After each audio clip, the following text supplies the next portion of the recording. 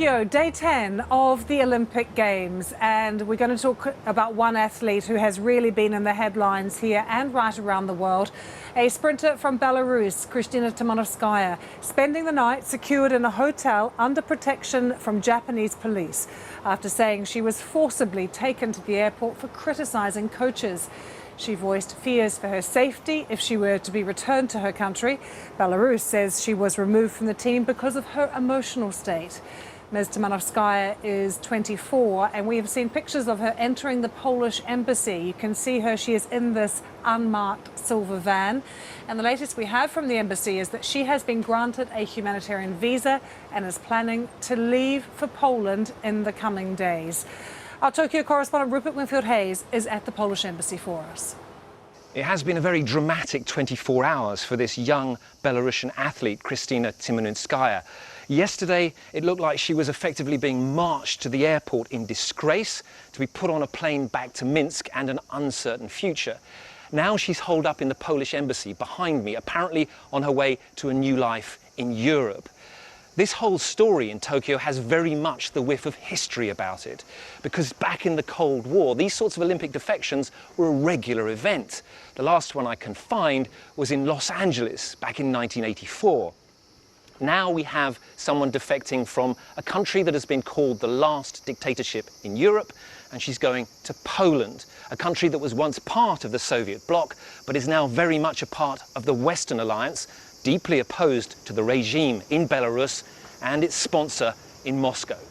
Rupert Winfield-Hayes there, and we now have that news that she has been granted a humanitarian visa to go to Poland.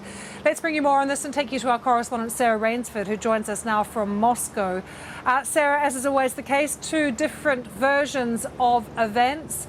But we are hearing that there is a video circulating on social media that shows a conversation between Krystina and her coach. Tell us more details about that video. Well, that's actually an audio recording, not a video as far as I've seen at least. And it's a recording, we don't know how exactly it was obtained, but it has been circulating now for some time, and it does appear to contain the voices of Krystina Timanovskaya and her coach and another Belarusian Olympic official. And from that conversation, it's quite clear that the athlete, the sprinter, is in tears and that she's under extreme pressure to return to Belarus. The voices can be heard telling her she needs to stop, she needs to calm down, she needs to stop talking, she's told several times. As you say, it is a long conversation, some 20 minutes long. And the message is essentially, you're like a fly who's caught in a spider's web, she's told at one point. If you keep struggling, you're just going to get entangled. You need to go back to Belarus. There are orders from above. It's clear from this recording and the messages that Ms. Timanovskaya had to return. But she's resisting even in the conversation that we've heard.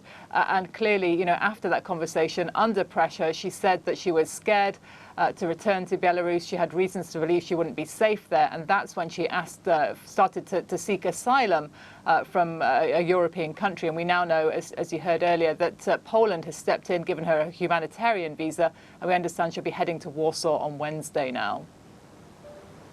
Sarah, have other athletes in Belarus joined in the protest, for instance, against Lukashenko? And what's happened to them? Well, those protests have essentially stopped for now in Belarus because in the months that have passed since the very disputed election of last year, the crackdown from the Belarusian authorities has been extraordinary. So many people have been detained. So many of the opposition figures are either in prison or in exile now, that really people have been scared off the streets in big numbers. But certainly some very prominent athletes from the Belarusian athletic and sporting community were involved in supporting the opposition protests at the time, and some of them ended up being detained. Others were stripped of their state funding. Sport is state-supported, state-backed in Belarus, as so much else in the economy there. So athletes lost their funding, they were kicked out of teams, removed from the national squad, so they paid a really quite heavy price for supporting the protest. Because for Alexander Lukashenko, sport is such a sort of badge of honor for Belarus. It's something he's invested very heavily in. It's about people representing his country abroad. And when there was very public dispute with him and public criticism of him by those characters, then he reacted very strongly against that. So as I say, there have been many athletes inside Belarus who've paid a heavy price for supporting the protest. But I should point out that, of course, Krystina Timanovskaya, her protest initially at least was not a political one. She was complaining about the way she was being treated inside the athletic.